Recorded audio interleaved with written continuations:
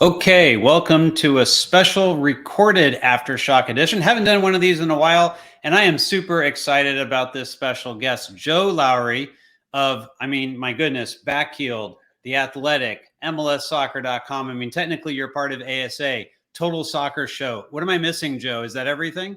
I think that's everything. I'm still honored to be in the ASA contingent. I lurk in the Slack, so it's a pretty good spot to be in. Thanks for having me, man. I appreciate it. Well, I'm super excited about this. I've been wanting to have you on for a while, and I think we got just the topic to get you on.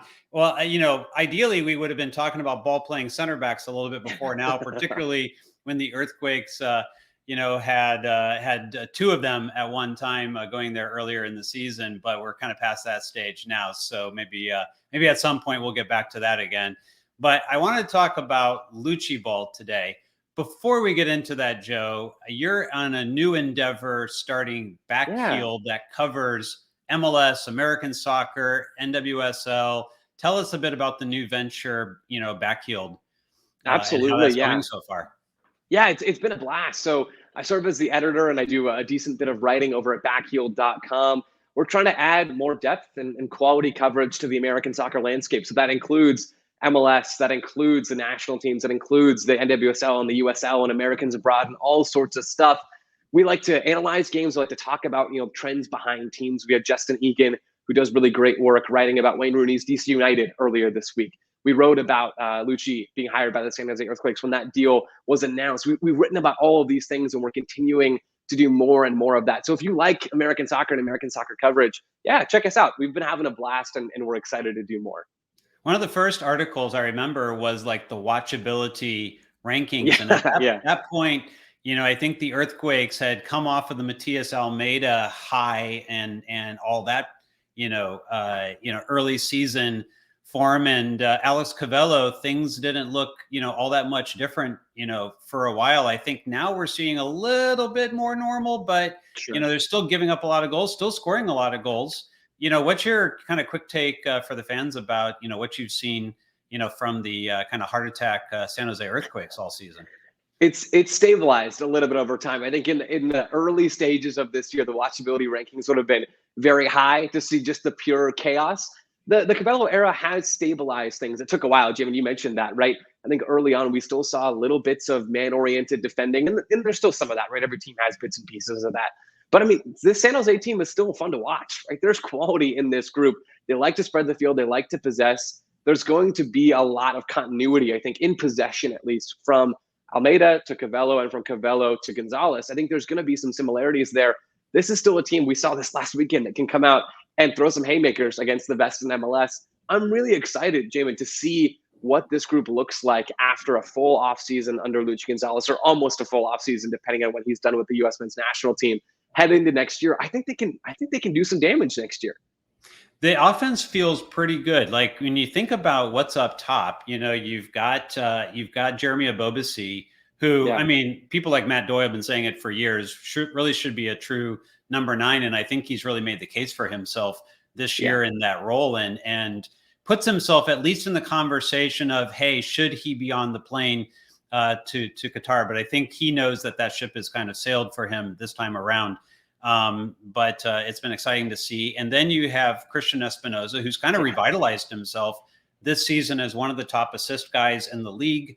I think if you just look at even over the last 3-4 seasons that he's been in the league, he's in the top 3 in assists and pretty consistent season over season overall. And then behind him now, Jamiro Montero, who, again, another revitalized player who, his career was not where he wanted it to be in his last year or so at Philadelphia. And Benji Kikanovic with a ton of pace up top. Like, that's a pretty exciting kind of front four right there, isn't it? Yeah, there's pieces. And I think because there's talent in this team, it makes this transition period and thinking about what early on next year could look like under Luchi really interesting, right? Because you mentioned Montero there, and Montero would have been the perfect player for the Luchi FC Dallas era. I wonder, maybe we'll dive into this more later. I wonder, though, how things have changed for Luchi and how his tactical philosophy has changed and how defensively, maybe more than anything, but also the possession shape. I'm curious how different those things are going to be and where Luchi tries to fit in a guy like Jamiro Montero, because he would have worked in that Andres Ricarte number 10 role that he had in Dallas. But I kind of wonder if Luchi's going to use a number 10, if we're going to see him stray from the 4-2-3-1 that Cabello has used for stretches of this year. There's lots of questions around this team, but it's fun to have questions that are exciting, right? And questions where it's maybe not a champagne problem about what you're going to do with Jamiro Montero, but it's nice to be able to have that issue at all, to choose between using him as a pure number 10 or using him in a different role or using him at all. These are luxuries that I don't think San Jose of maybe a year ago would have had necessarily. So what's really interesting to me from a Cabello perspective and how this maybe translates to Luchi-ball, and I think we're going to transition from the Cabello to the Luchi era here. Sure. But, Cabello does move between a 4-2-3-1 and a 4-1-4-1.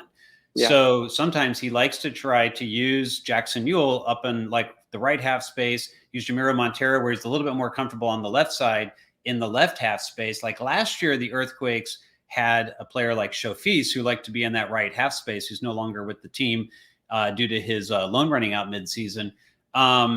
Is Jackson Ewell the right guy to be able to play that 8 and go back and forth? I think Quakes fans have a lot of questions as to, do you have to almost play a 4-2-3-1 with a destroyer to get the best out of Jackson Ewell? What's your thought about Jackson Ewell this year as trying to be, well, I mean, let's be honest. He started the season under Almeida as a center back. Right. And now, under Alex Cabello, he's a bit more of a kind of 8-10 and depends on kind of the situation. Like coaches can't really figure out what to do with him sometimes. It kind of feels like 8 years ago that we had Jackson Ewell playing as a center back in preseason and at the start of the season. That feels like just so long ago now. That is like that's the definition of a ball carrying center back, Joe. Yeah, it's true. It's true. To me, Jamie, to be honest, I don't love Ewell I don't love Ewell as a player, period, first of all. And I think we've seen some of his flaws with the National League. He can be a really fun guy to watch. Like he pulls out this pass every once in a while that you're just like drooling over, right? He's that kind of player, but I don't know the consistency is there. It's hard to project how he fits in this team, right? So if we're thinking forward to next year and Luchi's in this team and he wants to be able to pull out a 4-2-3-1, Jackson Ewell is still a useful piece in Major League Soccer to have somewhere in there, whether that's as a first choice guy, as the more possession-minded half of a double pivot, or whether it's as like the first number 6, number 8 off the bench, right? Whatever that looks like, you need players like that in Major League Soccer still. The league has not moved to that point. The Quakes have not moved past that. Part of me wonders, though, if we're going to see Luchi in general, and this is macro and I'll get to the micro, if we're going to see Luchi in general shift his shape and shift his approach to look a lot more like Nico Estevez's Dallas team this year, right? Nico comes in, they swap jobs with Nico and Luchi. They swap, and Nico comes in and plays this 4-3-3 that if you squint looks exactly like the U.S. men's national team, right? It's not identical, but it looks awfully close. Luchi's talked about, since getting this job with San Jose, how he's learned from Greg and how he has sort of changed a little bit of how he's thought about things. I would wager that looks like leaning more into the transition game, leaning more into that aggressive profile for the number 8 spots like we see in Dallas with Paxton Pomykal. Lletget maybe doesn't fit all the way into that category, but he's functional in that way for Dallas. They have players who can do that. Brendan Servania fits into that category. So I kind of wonder with San Jose to bring it all the way back to Jackson Ewell, maybe this is the offseason where you look into trying to generate some allocation money for Jackson Ewell, right? I mean, he's been around San Jose for a long time, but surely he has value in the MLS market, right? I mean, he has a national team pedigree, even though that didn't go all that well over a long period. He has name recognition within this league. There would be GMs who I bet you would come in and make an offer for Jackson Ewell yesterday if they knew he was available. And I don't know anything about this, but if I'm Chris Leach, if I'm Luchi Gonzalez, and I'm thinking about maybe evolving my tactical approach a little bit to be a little more transition heavy and maybe to tweak the positional alignment, I'm thinking about maybe looking at some offers for Jackson Ewell.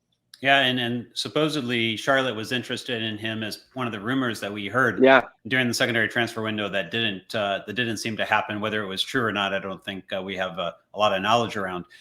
So one of the things I do want to get back to is Luchi-ball back at FC Dallas. Sure. So it's not a team that I watched a ton of, to be quite honest myself, but in analyzing the data around them a bit, one of the things that it definitely sticks out is that, yes, they scored goals. They had a pretty dynamic attack when it was healthy a lot of times. Ricardo Pepi, is right before he really broke out. And, I don't think we saw the best of him that Nico Estevez was able later to get out of him, under Luchi. But they had a pretty functional attack. at the same time, it seemed like sometimes they would get kind of split open. They gave up as many goals as they scored, over Luchi's time there. In hindsight, when you look at Luchi-ball, I remember people thinking like, hey, this is fun. This is interesting. It feels like kind of the way that this league should be evolving from a tactical perspective. And this is the way that we want to see MLS teams play. Possession, pressing, looking pretty dynamic in the attack, but they also did concede a good bit. Yeah. And that's a problem that the Earthquakes also have, even after the transition from Almeida to Cavello. What's your kind of like retrospective analysis of the Luchi-ball days at FC Dallas? Yeah, mixed, right? I think it's mixed. You look at some of the numbers, and there's some promising stuff, right? I went back and dove in again earlier today. They possessed a ton, 53.2% in 2019, which was Luchi's first full season in charge. It was 6th in the league. And then 51.4 in 2020. In 2020, which was Luchi's second and final full year, he played and coached part of 2021 as well. 2020 is a hard one, right? And when we go back through and look at that data, because we know about all the different factors, a lot of folks just throw that year out. And I think there are really strong reasons to do that. It's hard. We don't have a massive sample size on Luchi and normal seasons with Dallas. But looking at 2019, they were 9th in the league in goals, 1.5 per 90. They were 12th in the league in expected goals and 1.46 per 90. So those things lined up fairly well. They were 7th best in the league in terms of goals allowed with 1.35 per 90, and 7th best in terms of expected goals allowed in 1.29. And they were in the upper third, I believe, of MLS in terms of pressures in the attacking third. So they were decent at a lot of stuff. They weren't great really at any one thing, but they were relatively good at a lot of the different facets of Luchi-ball and a lot of the different facets of just playing good soccer. 2020, things dipped a little bit, certainly in terms of possession. The scoring went down some. The XG actually stayed about the same, but they didn't convert chances in the same way. And they allowed a little bit more in terms of goals per 90 as well, or at least in terms of expected goals per 90, excuse me. So still a decent tenure when you look at the results. But in terms of playoff races, and in terms of their finish, they didn't end up in really great spots. They made the playoffs in 2019 and 2020, but didn't actually do much damage in either one of those competitions. And in general, Luchi finished with 28 wins, 29 losses, and 25 draws, like almost exactly right down the middle on all of those things. So pretty middling in a lot of ways. But tactically, I think there's a lot to like. And I think there's even more to like reading through some of the comments he's made that I referenced earlier after working with the national team, right? After getting more experience, talking with Greg Berhalter, whose coaching tree is growing in Major League Soccer. I think there's a lot to like and a lot to be excited about Luchi-ball. That Dallas era was fun. It wasn't great results-wise, but it was fun, right? There was a lot to like. And you add to all of this the wrinkle that was, and maybe still is, but not to the same extent, of coaching FC Dallas from a roster perspective, right? I went back through and looked at the players that left that team while Luchi Gonzalez was managing them. Reggie Cannon, gone to Europe, right? Brian Reynolds, gone to Europe. Thiago Santos, gone after he was playing the number 6 for a while. Tanner Tessman, gone to Europe. Carlos Guerrero, gone to Europe. A bunch of players left via trade as well. And then you look at who they brought in. And you're looking at Frank O'Hara, who's been a bust in Major League Soccer. Andres Ugarte, who wasn't very good in Major League Soccer. Hader Obrian, who hasn't been very good in Major League Soccer. I mean, it's hard. Luchi was dealt a difficult hand in Dallas. I'm not saying the product was as good as it should have been, nor do I think Luchi would really say that either. But you look at some of the tactical building blocks. You look at some of the ways that he developed and helped bring talent through the system. And you think about what could have been if they nailed and gotten a legit goal-scoring number 9 to ease the transition into Ricardo Pepi or Jesus Ferreira, or to just be a star for that team instead of Frank O'Hara. You think about what could have been if they nailed that number 10 signing or nailed the winger signing. All of a sudden, that team looks a lot more like 2022 FC Dallas than it did like, we're barely making the playoffs in 2019 and 2020 FC Dallas. So, yeah, lots to like. Not perfect, and certainly, some warning signs in there. But overall, like, I think a promising tenure mixed with the context we now have about the roster and about his time with the national team.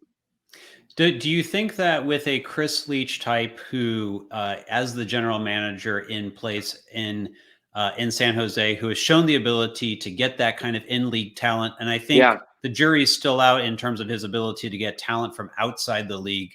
Do you think with that type of GM making those types of deals, you mentioned a number of players coming in that didn't pan out. Yeah. Where do you place kind of your I guess blame assessment in terms of why these players coming in didn't have the impact, and how much of that is on Luchi as compared to on the front office? Yeah, I don't know for sure, but my perception is that it's much more on the decision makers above Luchi on the roster side, more on the front office than it would be on him as coach, former academy director.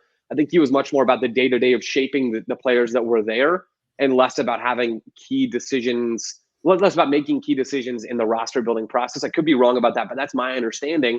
And I kind of like the marriage between Luchi and Chris Leach in this way. The foreign signings, and you tell me, my perception about San Jose, certainly done under Matias Almeida, and the Quakes are still feeling the effects of that, is that a lot of the front office decisions were being made by Matias Almeida, right, and getting his guys from past stops, right? Is that a fair assessment? I think that is really a fair assessment because, initially Almeida kind of placed the fact that the 2019 season, you may recall, the Earthquakes actually were as high as I think third in the West, maybe even second in the West at one point. Good year. And it was started off really well, and they ended up missing the playoffs because they came down toward the end of the season and had a complete collapse. One part of that was blamed on the fact that Almeida played the same players every single game down the stretch. And so, there was no rotation, and that was a depth issue. So, Almeida convinced Jesse Fiorinelli that, hey, let me kind of bring in the players that I need, and we can round out the depth of that. And then, unfortunately, it didn't work, right?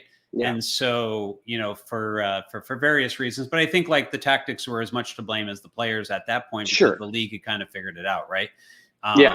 So, there's certainly well-established ways of being able to beat, man marking, as we've seen, not just in MLS, but recently in the Premier League as well with Leeds United, right? And the effect that a Jesse Marsch has been able to have there by bringing in a very similar pressing philosophy, but organizing the players in a different way, produce better results. We've now seen the same thing in effect in San Jose. I think the pressing is still there. I think if you watch this team, you'll see they're still going all out to try to to win the ball up high, but when they get caught in a transition, they get punished.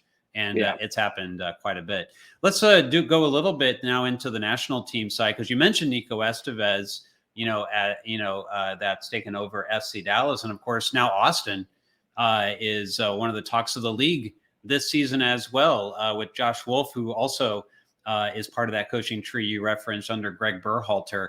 What kind of impact do you think, because when people look at Greg Berhalter, I don't think there's many fans who go like, man, that is like the coach that I want my club to be like modeled after. And some people would look at the results of the U.S. national team and go like, well, they were good. We got in, but we got in behind, Mexico and Canada, even though, beating Mexico along the way. One of the things that struck me about Greg's World Cup qualifying teams, was the defensive structure and how well it generally limited the chances of the opponents. And I think they led in expected goals against all the way up until the very end against with the 2-0 loss that they ended with Costa Rica. But for me, like if Luchi-ball is going to work, the thing it's going to need to be is more defensively solid. Yeah. Is that a fair assessment? And like, why do you think that Greg has that in the product that we've seen from the U.S. men's national team? Well, I think a lot of it for Berhalter is the pool, right? You think about how aggressive and energetic the midfield group is. Part of the struggle early on, I think, was they come out in 2019 playing the U.S., a pretty soft 4-4-2 mid-block, and you think about all the engines that they're not really revving. That changes in 2020. It changes even up till now. And they press more. They're a little bit more strategic in finding the right moments to step forward and really be aggressive and go all out. I think that is certainly applied to Nico Estevez and FC Dallas. They don't press a ton, but they're strategic. They're compact in moments in that 4-3-3. The same can sort of apply to Austin, although they're a little more open at times and they use a different defensive structure. I think Luchi's team will follow some of those principles, right? They're going to press. They're going to be aggressive as long as it fits the personnel. And that's why I'm curious to see how the roster changes a little bit. There's certainly pieces there that fit in that system. But yeah, defensive compactness is huge, right? If you can constrict chances and not allow a ton defensively, that gives you a nice platform to work off of in the attack. I think San Jose can do some real damage with structured and aggressive pressure, not the all-out man-marking Almeida style, but more zonal, more structured, and a little bit more compact in moments. It's less spread out all over the field. I think we'll certainly see aspects of that in San Jose. One of the things I feel is really interesting about a player like Jamiro Montero is there's very few 10s in the league that can cover the kind of ground that he does. We've seen it with Nico Lodero before. Greg does have a little bit of that in the national team. Yeah. When you have a 10 that can cover as much ground as he has, he can press and then recover. What kind of flexibility does that give a coach, like Luchi, in the way that he kind of schemes that type of press? It adds a ton, right? If you can get your attackers and your key offensive playmakers to press, it allows you to be much more effective, right? You don't have to carry those players. You can integrate them into a part of an effective defensive scheme. I think that's the difference. Like, I think that raises your team's ceiling in so many different ways, or maybe it raises the floor. It at least increases your ability to win the ball back in some of those moments and then funnel right back in to the key playmakers in the attack. I think that's a huge part of creating a really dangerous possession and pressing team. Think about Liverpool, you think about Man City and the buy-in they get from their attacking players in those moments, how Pep and Klopp really get them to engage in all phases. That's huge, right? That's how you create a consistent trophy contender. It's one part of that in the midst of having a talented squad. Yeah, if Luchi can do that in San Jose and he can mirror some of the ways that Greg has done that with the national team, that's going to be a huge help for this group. One of the tactical experts in the league, Joe Lowery, I'm really excited to have you on today. Before we go, Joe, I want to quickly take a look at Sporting Kansas City, the opponent for the Earthquakes this weekend. They're sitting, last in the West with San Jose and Houston right in front of them. It's been a very difficult year. Their goal differential, is I believe worse than the league, if I remember right. And they've struggled to get much out of the attack, and they've struggled to stop opponents as well. But there has been a switch that's been flipped recently. They brought in a number of players in the secondary transfer window that have had an impact, and all of a sudden they're starting to score goals. What have you seen more recently out of Sporting Kansas City that's made this type of turnaround? It's kind of like a what could have been for Sporting Kansas City when you look at the players that are brought in the secondary window. And you think back to what if Alan Pulido and Gadi Kinda hadn't been hurt, how much better this team would be. William Agata has come in and played some as a number 9. He scored, I believe, 5 goals. This year has some nice-looking underlying numbers. It's way too early to read much into any of that stuff yet. But he's a big body, athletic, has some technical quality with the ball at his feet as well. He's looked really good, and he's just providing more than Kyrie Shelton, which is a pretty low bar. Kyrie Shelton, when you look through some of his numbers, had been like either the worst or the second worst number 9 in MLS all season long. He was giving Sporting Kansas City very, very little in the attack. Having Agata just provide something has been huge for them. And then Eric Tommy in midfield. As usually a left-sided number 8, he can play on the right side of that 4-3-3 as well in that right half space as a central midfielder. He's been awesome. I think he's been really, really good. Some attacking burst, some attacking production, and then also some ball progression too. I said keep your eyes on both of those players. They're key drivers behind why this SKC team is suddenly looking less like a wooden spoon contender. They might still end up with the spoon because of the hole they dug themselves in early on. But this team has quality now, and I think a lot of that is due to the moves they made over the summer to get Agata and to get Tommy into this group. Yeah, the Quakes are going to have their hands full. I think if people are thinking, Sporting Kansas City, that should be a place that you go into and get 3 points. First off, it's the Blue Hell. It's never easy to go into there and get points. And secondly, this team is looking way better, as you've indicated here. And I think despite the LAFC win, I think the Quakes are going to fly high off of that. But of course, they're going to face a much more ready opponent, I would say, than the one that they faced earlier in the season. Joe, talk a little bit more about Backheeled for us. People who are interested in getting the newsletter, how do they get that? Yeah, so first of all, a great place to catch up with everything is on Twitter, @Backheeled, very simple, spelled exactly like it sounds. You can follow us on Twitter there and keep up to date with everything we're doing. And then, if you want the newsletter, head over to backheeled.com. You can enter your email address right on the front page, and you'll be then subscribed. It's free, no payment associated with that whatsoever. You'll be then subscribed to get the weekend recap, which we provide on Sunday nights with action and coverage of everything that happened in American soccer over the weekend, and then also to get our midweek mailbags as well. So newsletter, subscribe, it's free. Again, go to the website, backheeled.com. Follow us on social media @Backheeled. I think that's all the plugging I got, Jamon. I think that's all I got. Anything from a podcast side you want to add on to that? Yeah, absolutely. You can listen to myself and Taylor Rockwell and Ryan Bailey and Graham Ruffin on the Total Soccer Show, which is great. We put it out 5 times a week. There's Soccer 101 as well. Go listen for coverage of American soccer, Champions League stuff, Premier League stuff, all that jazz.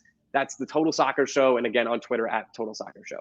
I want to give just a quick thank you to you because I've said this publicly on the ASA podcast when Harrison was kind enough to have me on recently. But I really enjoyed when you and Jordan and Jelly worked together on MLS Assist. I can't tell you, that got me through that COVID time to when you guys covered the MLS's back tournament, especially. It was really kind of a special opportunity you guys tried something different. I know we chatted about it before. You stayed up well after midnight, 1:00 a.m. your time, and Jordan, to put together that type of show. We were starting to experiment ourselves with our post-game show format at that time. And, it was a good time to kind of experiment and try something new. And that show meant a lot to me at the time. And I just wanted to give you a quick thank you for that. Tell us just a little bit about that particular podcast and how it came together and your partnership with Jordan. Yeah. First of all, thank you for your kind words. That means a lot. We had a ton of fun doing it. It was hard work during the MLS's back tournament, which feels like a fever dream now. Looking back on it, right? It's crazy to remember that. Bring back the MLS's back. That was great. Yeah, right. So Jordan and I got connected through Bobby Warshaw, who we both know, and she's great, right? Friend of the show, Bobby Warshaw. Yeah. Oh, I think I lost you, Joe. Can you hear me, Jamon? Sorry, I lost my audio. I got you now. It sounds a little bit differently, but I got you. Okay. I was saying Bobby Warshaw, friend of the show. Yeah, absolutely. I mean, Bobby's great. He's awesome. He connected Jordan and I, and we've been friends ever since then, Jordan. And she does great work with the Columbus Crew, analysis for all their broadcasts. She's phenomenal, reads the game and understands it I think a lot, like few others do. She's great, super nice person, great friend. And so we got connected through that and started to put this show together, right, of analyzing games. I'm sad that we don't get to do it anymore. It didn't make sense for a few different reasons. Maybe at some point it'll get resurrected. And certainly Jordan and I have stayed in touch, so I'm not going to close the door on that. But we had a blast putting it together, just trying to provide more tactical and more depth of coverage in Major League Soccer. And that's a lot of what Backheeled is all about now. That's a lot of what Jordan's doing with the Columbus Crew. So that's really the MLS Assist backstory. That's great. I'm happy you were able to provide that additional information, because I was always interested in quite how that came together. I thought a breakout opportunity for you, and obviously a platform on which you've been able to do a lot more ever since. Joe, it's been great to have you on the Aftershock. Thank you for taking the time. I know the Quakes fans appreciate it. Hopefully we can have you back on as we get closer to the season and get a little bit better look at what Luchi-ball 2.0 is going to look like. Absolutely. Thank you so much for having me. I really appreciate it. All right. Take care, Joe. Fans, as always, tune in to the Aftershock. We will have the post-game show following Sporting Kansas City and the Earthquakes this weekend. And as always, go Quakes. Take care.